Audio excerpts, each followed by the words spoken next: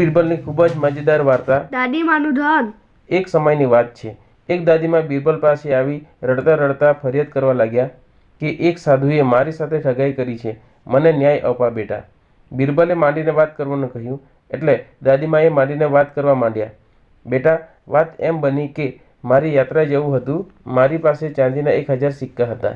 ઘરમાં મૂકીને જાઉં તો ચોરાઈ જાય એટલે હું આપણા નગરના પાદરે આવેલા સાધુના આશ્રમે ગઈ અને એમને એ સાચવવા અરજ કરી. પણ સાધુએ કહ્યું કે હું તો ધનને હાથ પણ લગાડતો નથી. હું મોહ માયા ધન સંપત્તિથી પર છું. હું તમારા સિક્કાઓની થેલી નહીં રાખી શકું. પણ તું એક કામ કર, મારા આશ્રમમાં ક્યાંક ખાડો ખોદીને દાટી દે અને પછી આવીને લઈ જજે. મેં એમની સૂચના મુજબ કર્યું અને પછી યાત્રાએ ચાલી ગઈ. આવીને જોયું તો મેં જે જગ્યાએ પૈસાની થેલી દાટી હતી ત્યાં નહોતી. મને વિશ્વાસ છે કે એ સાધુએ જ એ લઈ લીધી છે. માજીની વાત સાંભળી બીરબલ વિચાર કરવા લાગ્યા. થોડું વિચારીને એમણે માજીને બીજા દિવસે બોલાવ્યા. બીજા દિવસે નિશ્ચિત સમયે માજી આવ્યા. બીરબલ એક લાકડીની પેટી લઈને માજીને સાથે લઈ પેલા સાધુના આશ્રમે ગયા. બહાર ઊભા રહી એમણે માજીને કહ્યું, હું સાધુ પાસે જાઉં છું. હું બીજી વાર પ્રણામ કરું ત્યારે તમે ત્યાં આવીને પૈસાની માગણી કરજો. જોજો જરાય મોડું કે વહેલું ન થાય. માજીએ સમજાવીને બીરબલ પેલી લાકડીની પેટી લઈને સાધુ પાસે પહોંચ્યા અને પ્રણામ કર્યા. મહારાજ પ્રણામ. પ્રણામ બેટા. સાધુએ પણ પ્રણામ કર્યા. બીરબલ બોલ્યા, અહીંથી નીકળતો હતો આપનો આશ્રમ જોયો. થયું લાવો મહારાજના દર્શન કરતો જાઉં. બીરબલ બોલતા બોલતા વારે ઘડીએ પોતાની પેટી સામે જોતો હતો. એ જોઈને સાધુની નજર પણ એના પર પડી. એ લાલચુને ખબર પડી ગઈ કે નક્કી આમાં કંઈક કિંમતી સામાન છે. સાધુની નજર પેટી પર જ હતી.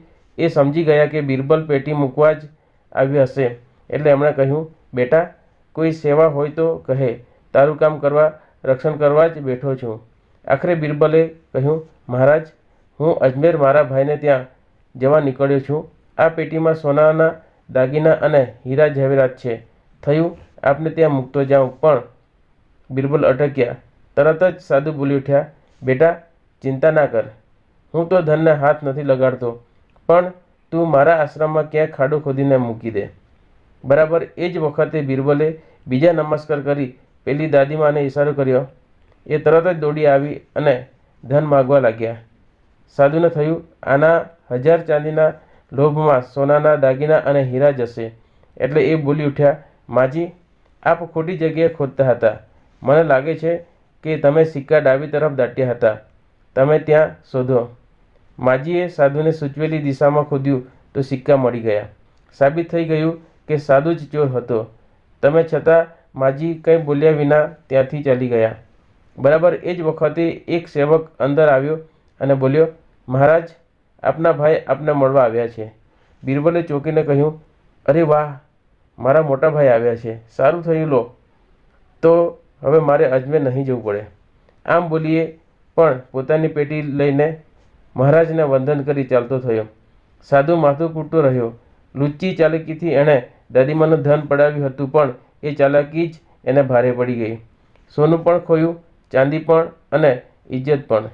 જ્યારે બીરબલે નિસ્વાર્થ ચતુરાઈથી માજીનું ધન મેળવી આપ્યું. આ છે ચતુરાઈની કમાલ અને ચાલકની ધમાલ. Thanks for watching. Please subscribe my channel. Thank you.